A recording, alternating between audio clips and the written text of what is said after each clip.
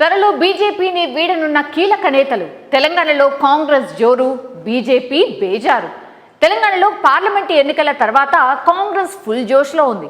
ఇప్పటికే భారీ చేరికలతో దూసుకుపోతున్న కాంగ్రెస్ సర్కార్ ఇక శాసనసభ, ఆ వెంటనే వచ్చిన లోక్సభ ఎన్నికల్లో హస్తం దెబ్బకు కారు షెడ్డుకే పరిమితమవుతోంది.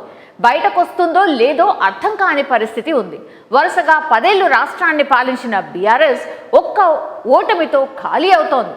రేవంత్ నాయకత్వంలో కాంగ్రెస్ జోరు మీద ఉంటే వచ్చే ఎన్నికల నాటికి తెలంగాణలో అధికారంలోకి రావాలని టార్గెట్ పెట్టుకున్న కమల్నాథులకు వ్యూహం ఉందా?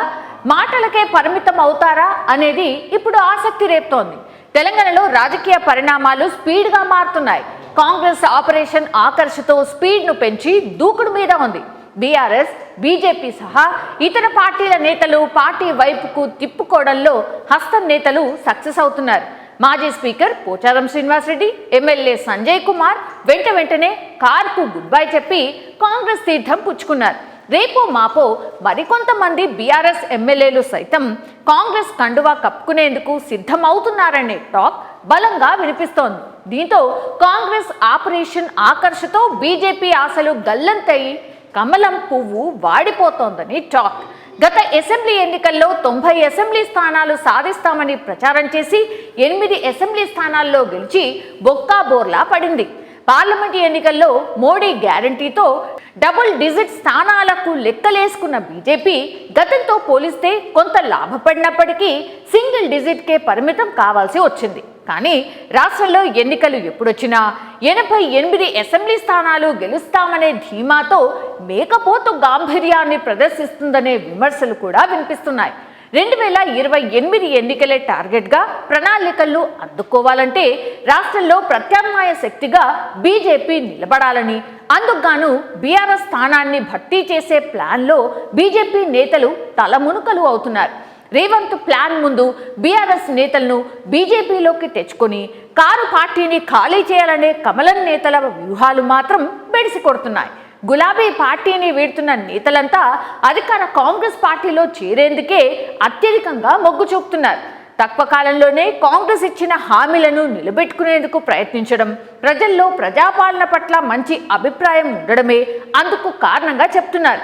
ఈ క్రమంలోనే రాష్ట్రంలో బీఆర్ఎస్ స్థానాన్ని బీజేపీ దక్కించుకోవాలంటే ఆపరేషన్ కమలం స్పీడప్ చేయాలని బీజేపీ చీఫ్, కేంద్ర మంత్రి కిషన్ రెడ్డి సూచిస్తున్నారు. రాష్ట్రంలో కారు పార్టీని ఖాళీ చేసి బీజేపీ ప్రత్యామ్నాయ శక్తిగా నిలబడుతుందా లేదా అనేది అటుంచితే ఆపరేషన్ కమలంలోకి వచ్చే నేతలు ఎవరున్నారు, ఎవరు వస్తారు అనే చర్చ బీజేపీలో కొద్ది రోజులుగా సాగుతోంది. గ్రౌండ్ లెవెల్లో పార్టీ బలంగా లేకుండా రాష్ట్రంలో ప్రత్యామ్నాయంగా బీజేపీ ఎలా ఉంటుందనే అభిప్రాయాలు వ్యక్తమవుతున్నాయి.